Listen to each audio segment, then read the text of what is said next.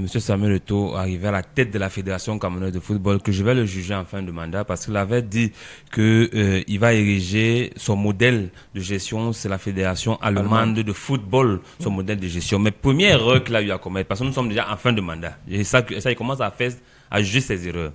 Vous ne pouvez pas venir croire que vous pouvez gérer le championnat.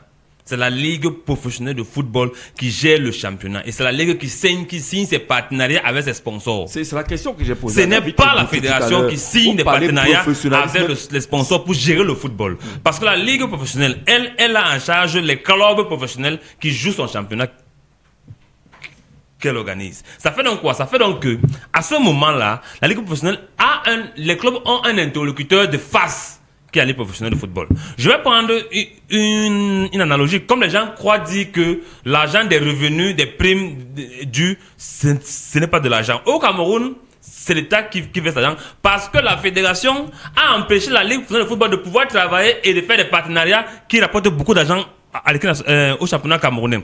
En Angleterre, par exemple, Barclays signe avec la Ligue de football d'Angleterre de première division. Oui. Il verse 1 milliard de livres sterling. C'est connu.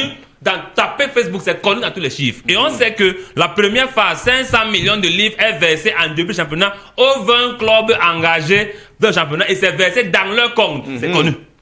Maintenant, en fin du championnat, en fonction du classement, vous recevez donc l'argent en fonction du classement qui est échelonné du 1er au 20e, qui est échelonné. C'est pourquoi un club qui vient d'avoir accès en première ligue peut recevoir 25 millions de livres sterling d'un coup.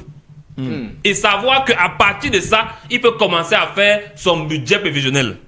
Et quand on le dit, ce n'est pas pour dire que les dirigeants de Cameroun n'ont pas l'argent. C'est pour dire que lorsqu'on demande au club de se conformer, soi-même on se conforme. Parce qu'on ne peut pas me dire que depuis 2023, un club n'a pas reçu son argent de la Super Coupe. Et vous savez pourquoi Bambutos a été vague sur les primes des sponsors? Parce qu'ils ne connaissent pas. Ils ne savent pas combien les sponsors versent. C'est pourquoi ils sont vagues quand ils disent les primes reçues. Ils sont vagues. Je vous dis, en termes de gestion, la Fédération camerounaise de football n'a rien à voir dans le championnat de football, dans la gestion du championnat de football première division. La fédération organise le football.